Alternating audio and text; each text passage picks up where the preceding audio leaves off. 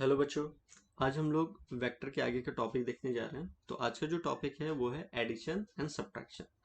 तो एडिशन के अंदर हम लोग दो लॉ को पढ़ेंगे। तो पहला जो हमारा है वो है parallelogram law of vector addition.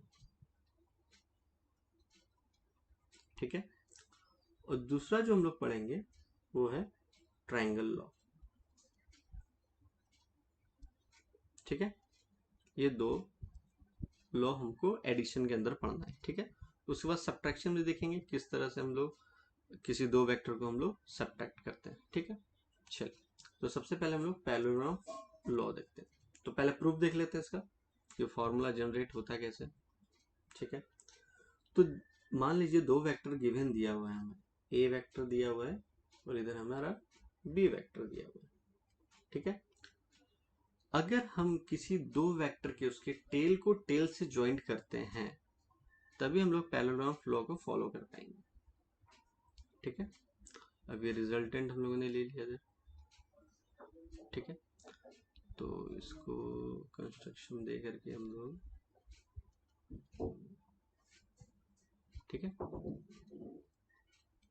आप लोगों को नोट्स मैं प्रोवाइड कर दूंगा। अगर यहाँ बस आप लोग यहाँ पे समझ लीजिए, बाकी नोट्स स्टेप बाय स्टेप मैंने बना रखा है, तो आप लोगों को वो अपलोड कर दूंगा मैं, आप लोग वहां से देख सकते हैं, कोई दिक्कत नहीं, बस यहाँ पे आप समझ लो। ठीक है। तो देखिए, अगर मान लीजिए ये थीटा हुआ तो इसको भी हम लोग थीटा बोल सकते हैं। Got it. ठीक है। ये ए वेक्टर गिवन दिया हुआ है, इधर मेरा बी वेक्टर गिवन दिया हुआ है, तो नेमिंग कर लेते पहले। जीरो, ये ओ ले लो, जीरो नहीं, ओ बी पी क्यू। ठीक है। अब ध्यान से आप ये देखिएगा कि अगर मान लो ये बी वेक्टर है, ठीक है, ये बी वेक्टर है, ये बी वेक्टर है, तो ओ बी क्या हो जाएगा हमारा बी। तो जब ये बी होगा तो ये भी तो बी हो जाएगा। गॉट इट, कोई दिक्कत नहीं। तो इसको हम लोग ए नाम दे दिए, तो ये अगर ए वेक्टर है तो ये क्या हो जाएगा, ए हो जाएगा सिंपली। ठीक है। चलिए आगे देखते हैं। अब हम लोग लिखेंगे in triangle A P Q. In triangle A P Q मतलब ये वाला हम लोग ट्राइंगल देखने जा रहे हैं। ठीक है। ये ट्राइंगल, चलिए, तो ये ट्राइंगल में अगर मैं लिखता हूँ कॉस थीटा, तो कॉस थीटा इक्वल टू क्या लिख सकते हैं हम लोग, ए क्यू अपॉन बी। क्यों लिखा, देखिए ये एंगल थीटा है, तो आपने बचपन में पढ़ा था कि थीटा के सामने वाला क्या होता है, परपेंडिकुलर। तो ये बेस हो गया, तो ये हाइपोटेनस। तो कॉस थीटा हम लोगों ने क्या पढ़ रखा है, बी बाई एच। तो बी हमारा ए क्यू है और हाइपोटेनस मेरा क्या था, एपी। तो एपी को हम बी लिख सकते हैं, तो इसलिए नीचे बी लिख दिया। ठीक है। अब वैसे ही साइन थीटा, तो साइन थीटा क्या होता है, पी बाई एच। तो परपेंडिकुलर मैंने अभी बोला था आपको पी क्यू होगा, क्योंकि एंगल ये है तो उसके सामने वाला परपेंडिकुलर होता है पी क्यू। ठीक है। बेस में क्या होगा, बी आ जाएगा। तो अगर मैं यहां से ए क्यू बोलूं आपको कि ए क्यू क्या होगा, तो ए क्यू आप सिंपली बोल सकते हो सर, ए क्यू हो गया बी कॉस थीटा। ठीक है। और इधर से मैं आपको बोलूं पी क्यू क्या हो जाएगा, तो आप सिंपली बोल सकते हो सर पी क्यू हो गया बी साइन थीटा। ठीक है। ए क्यू और पी क्यू हमारा निकल गया। चलो आगे चलते हैं, अब बड़े वाले ट्राइंगल में देखेंगे। डायग्राम को यहाँ पे रहने देते हैं, स्पेस हालांकि कम है बट आ जाएगा समझ में, कोई दिक्कत नहीं। चलिए, ये लिखने के बाद अब यहाँ से हम लोग देखते हैं इस ट्राइंगल में ओ पी क्यू, ये बड़े वाले ट्राइंगल में ओ पी क्यू। तो in triangle O P Q, तो पाइथागोरस थ्योरम से हम लोग क्या लिख सकते हैं, O P square equals to O Q square plus plus P Q square. ठीक है। तो ओ क्यू जो ये बड़ा वाला है इसको हम पार्ट वाइज लिख सकते हैं, ओ ए प्लस ए क्यू। तो उसको लिख सकते हैं हम लोग O A plus A Q का whole square plus P Q square, तो ये हो गई होगी। ठीक है। तो अब हम लोगों ने ओ ए, तो ओ ए मैंने पहले ही बोल रखा था कि अगर ये ए वेक्टर है तो उसका लेंथ मैग्नीट्यूड क्या हो जाएगा, ए। तो ओ ए को हम लिख सकते हैं ए प्लस ए क्यू तो हम लोगों ने अभी फाइंड आउट कर रखा था बी कॉस थीटा। ठीक है, उसका whole square plus P Q, P Q भी हम लोग फाइंड आउट कर रखे हैं बी साइन थीटा, तो ये बी साइन थीटा का होल स्क्वायर हो गया। ठीक है, चलिए उसके बाद इसको हम लोग एक्सपेंड करेंगे तो ये हो गया A square plus B square cos square theta plus ये हो जाएगा B square sine square theta. ठीक है, अब यहाँ पे हम लोग क्या करेंगे, अच्छा A square plus B square plus 2ab मैं यहाँ पे लिखना भूल गया, तो मैं इधर साइड में लिख देता हूँ 2ab कॉस थीटा। ठीक है, ये ए स्क्वायर प्लस बी स्क्वायर का फॉर्मूला है, तो ए स्क्वायर प्लस बी स्क्वायर इधर लिखा मैंने और 2ab साइन थीटा मतलब।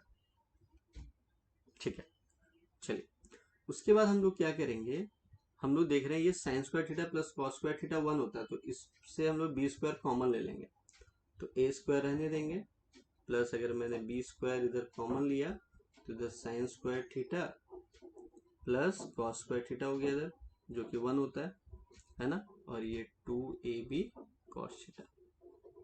ठीक है, ये अच्छा ही हुआ साइड में मैंने लिखा है, कोई दिक्कत नहीं है। ठीक है, चलिए ऊपर रब करता हूँ मैं फाइनल आंसर लिखने के लिए। ठीक है, तो यहाँ पे आ गया हमारा final A square plus B square plus 2ab cos theta. ठीक है, ये क्या है हमारा रिजल्टेंट। ठीक है, तो ये हमारा आ गया आर स्क्वायर, एक सेकेंड सॉरी, ये हमारा आ गया आर स्क्वायर।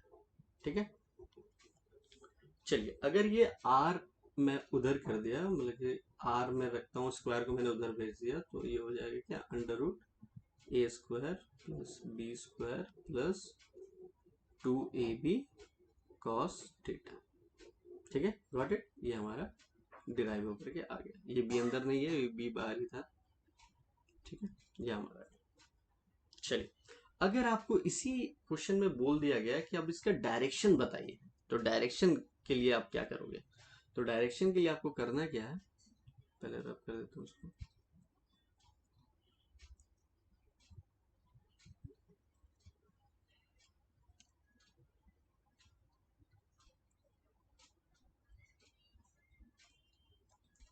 आपको डायरेक्शन के लिए करना क्या है, ये एंगल अल्फा हम ले लेंगे। ठीक है, तो टेन अल्फा इक्वल्स टू होगा B sine theta upon A plus B cos theta. अगर मुझे अल्फा चाहिए, ये वाला एंगल चाहिए अल्फा, तो क्या हो जाएगा tan inverse B sine theta upon A plus B cos theta. ये फॉर्मूला याद रखिएगा, हमारा डायरेक्शन निकल जाएगा। ठीक है, चलिए ये हमारा parallelogram law of vector addition हो गया। ठीक है, अब चलिए हम लोग चलते हैं ट्राइंगल लॉ में। तो ट्राइंगल लॉ में भी फिर से वैसे ही बेसिक से स्टार्ट करते हैं, लाइक दो वेक्टर दिया हुआ है। ठीक है, ये दो वेक्टर दिया हुआ है।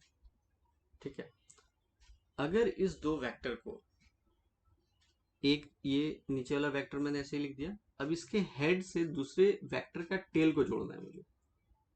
ठीक है, तो अब देखिए डायरेक्शन ये ऐसे गया, अब ये ऐसे जा रहा है। ठीक है, बट इसका जो रिजल्टेंट है वो अपोजिट डायरेक्शन में होना चाहिए, मतलब अगर मैं ऐसे सेम डायरेक्शन में ले लेता तो फिर ये ट्रायंगल लॉ नहीं हो पाएगा। तो मतलब एक वेक्टर जो गिवन दिया हुआ है, दूसरा वेक्टर इसके हेड से हमको ज्वाइन करना है, और जो रिजल्टेंट होगा वो अपोजिट डायरेक्शन में होगा।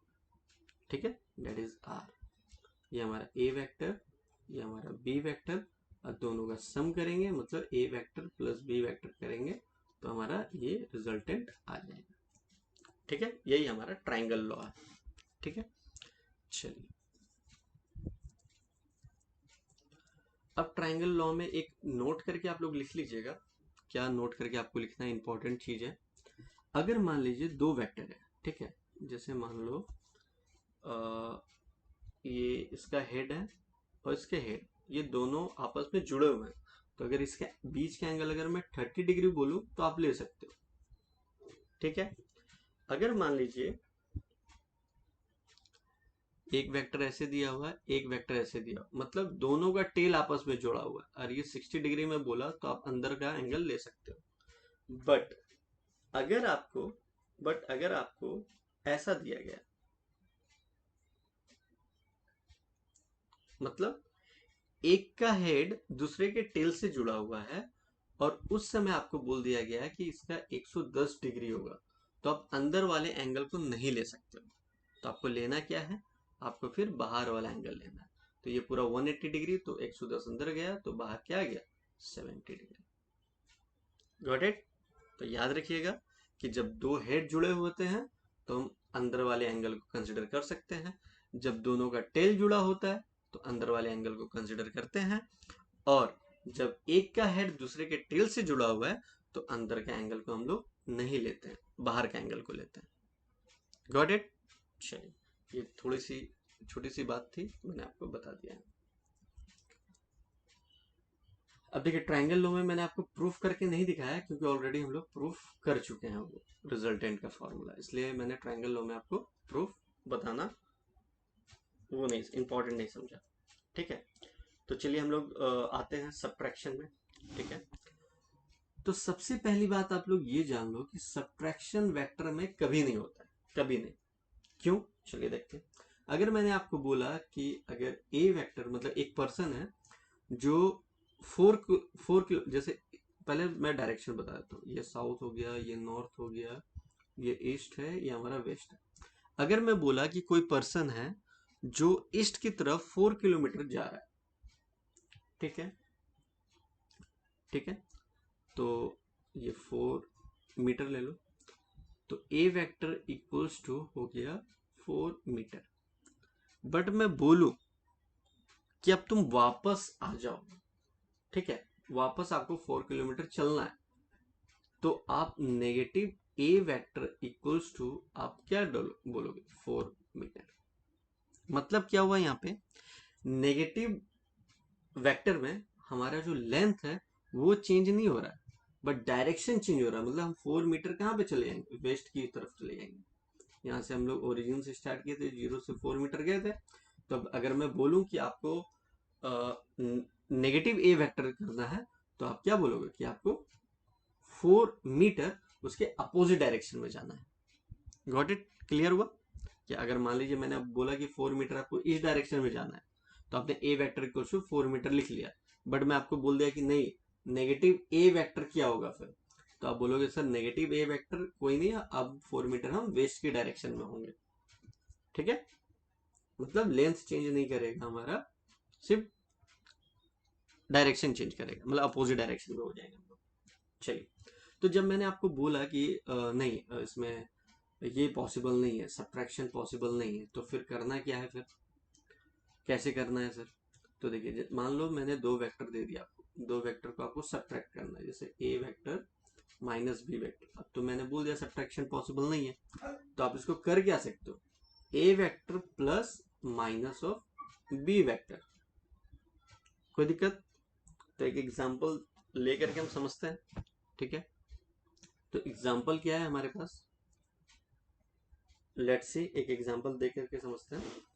जैसे मान लीजिए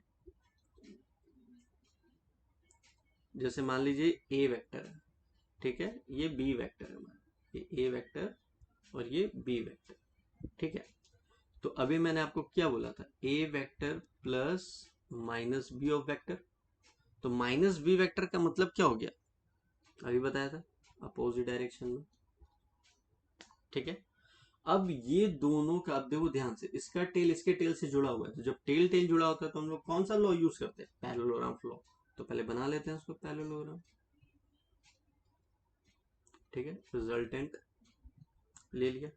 ठीक है, अब ध्यान से देखिए, चलिए नेमिंग कर लेते हैं, इसको लिख देते हैं माइनस बी वेक्टर, ये मेरा ए वेक्टर तो है ही, और ये हमारा रिजल्टेंट हो गया। ठीक है, अब ध्यान से देखना, ये पूरा 180 डिग्री होता है, ये पूरा 180 डिग्री है, तो अगर ये मैंने इसको थीटा बोला था, तो ये कितना हो जाएगा, यहाँ से यहाँ का एंगल क्या हो जाएगा, 180 माइनस थीटा। ठीक है, चलिए, तो अभी हम लोगों ने प्रूफ किया था, तो आर स्क्वायर इक्वल टू क्या आया था हमारा, A square plus B square plus 2ab cos theta. ठीक है, अब a स्क्वायर का मतलब क्या हो गया, a is the magnitude of this vector. ठीक है, तो ठीक है, ए स्क्वायर का ए स्क्वायर ही रहेगा। अब बोलोगे सर यहाँ तो माइनस बी वेक्टर है, तो माइनस बी वेक्टर में मैंने क्या बोला था, लेंथ चेंज नहीं करेगा। अगर मान लो ये 4 मीटर गया है तो ये भी 4 मीटर ही होगा, तो मैग्नीट्यूड तो 4 ही है, तो कोई फर्क नहीं पड़ा, तो बी स्क्वायर हो गया हमारा प्लस 2ab कॉस।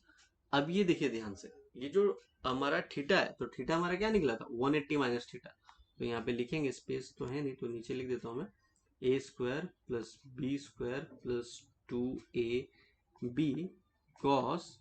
अब ये हमारा हो गया 180 माइनस थीटा। अब ये 180 माइनस थीटा क्या होता है, तो ये आपको 11th क्लास के चैप्टर नंबर 3 मैथमेटिक्स में आपको ट्रिग्नोमेट्री में पढ़ना है। बट मैं अभी आपको इस वीडियो के एंड में ये भी बता दूंगा कि होता कैसे। ठीक है, वो तो पढ़ना ही आपको, बट अभी भी मैं इसका कॉन्सेप्ट बता दूंगा। ए स्क्वायर प्लस बी स्क्वायर, अच्छा कॉस 180 माइनस थीटा होता है माइनस कॉस थीटा, तो यहाँ पे माइनस साइन आगे आ जाएगा, तो ये हो गया माइनस 2ab कॉस थीटा। तो याद रखिएगा, जब भी हम लोग सब्ट्रैक्ट करते हैं तो यहाँ पे माइनस साइन आ जाता है, और प्लस करते हैं तो प्लस साइन आ जाता है। अगर मैं बोल देता कि दो वेक्टर को ऐड करना है तो आपका फॉर्मूला क्या होता है, R square equal to A square plus B square plus 2ab cos theta. But अगर मैं बोल रहा हूँ दो वेक्टर को सब्ट्रैक्ट करना है तो फॉर्मूला क्या हो जाएगा, R square equal to A square plus B square minus 2ab cos theta. Clear.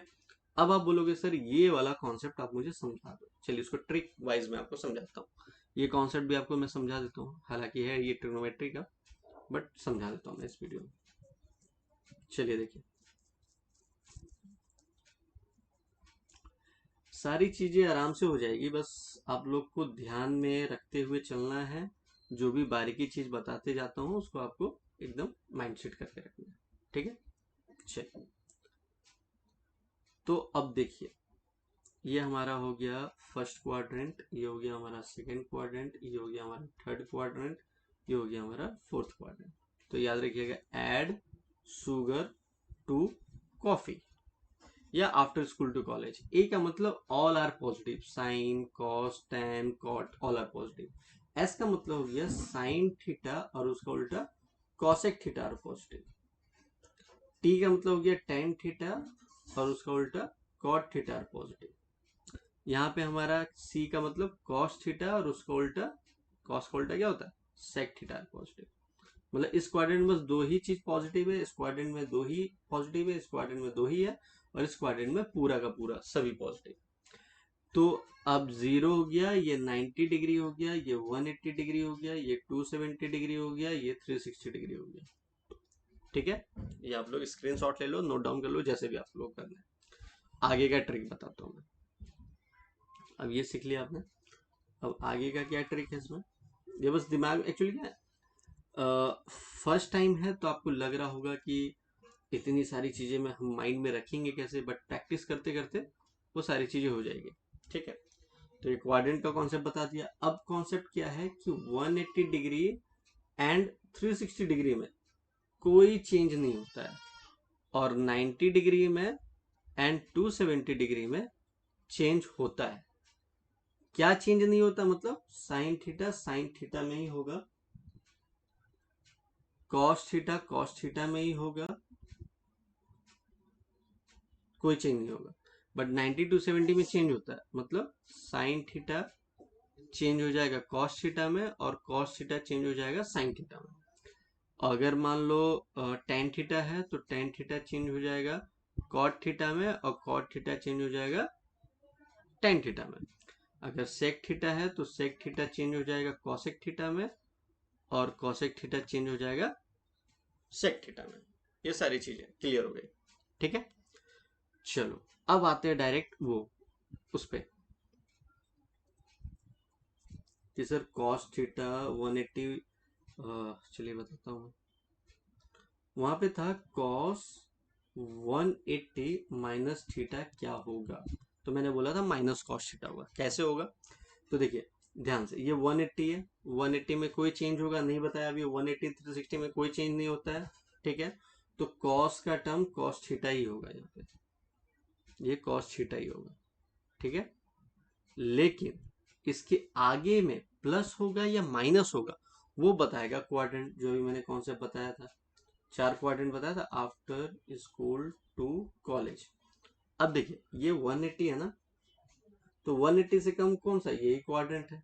अब इस क्वाड्रेंट में दो ही चीज पॉजिटिव है, क्या है, एस का मतलब साइन थीटा, उसका उल्टा कॉसेक थीटा पॉजिटिव। बट यहाँ पे क्या था, कॉस थीटा, कॉस थीटा तो यहाँ पे नेगेटिव हो जाएगा, इसलिए यहाँ पे ये नेगेटिव आया था, ठीक है। चलो एक और एग्जांपल मैं करके आपको बताता हूँ, एक और एग्जांपल करके बताता हूँ। जैसे अब मान लो आपका आ गया साइन 180 माइनस थीटा, तो साइन 180 माइनस थीटा अगर बोला जा रहा है आपको, तो याद रखिए फिर से वही कॉन्सेप्ट, सर 180 में कोई चेंज नहीं, मतलब साइन थीटा हो जाएगा। अब ये साइन थीटा के आगे पॉजिटिव होगा या नेगेटिव होगा वो बताएगा क्वाड्रेंट, तो 180 से कम फिर से यही वाला क्वाड्रेंट, यहाँ पे साइन पॉजिटिव है इसलिए ये पॉजिटिव साइन थीटा हो जाएगा, ठीक है। एक और करते हैं, साइन 270 चेंज वाला करते हैं, साइन 270 माइनस थीटा, ठीक है। तो ध्यान रखिए 270 से कम, ये मेरा 270 है, तो 270 से कम ये वाला क्वाड्रेंट, यहाँ पे tan and cot are positive. अब याद रखिएगा 270 में चेंज होता है, तो साइन किस में चेंज होएगा, cos थीटा में चेंज हो गया, ठीक है। और 270 से कम tan and cot are positive, but यहाँ पे साइन था तो ये माइनस cos थीटा हो जाएगा, ठीक है। तो सारा कॉन्सेप्ट आप लोग को बता दिया, आई होप समझ में आया होगा। कोई भी डाउट्स है आप कमेंट बॉक्स में कीजिए, और जल्द से जल्द मैं दिल्ली आने का कोशिश करूंगा मैं, ठीक है। आई थिंक नेक्स्ट वीक तक मैं दिल्ली आ जाऊंगा, उसके बाद फिर हम लोग अच्छे से व्हाइट बोर्ड में भी करेंगे उसको, ठीक है। Take care, bye bye.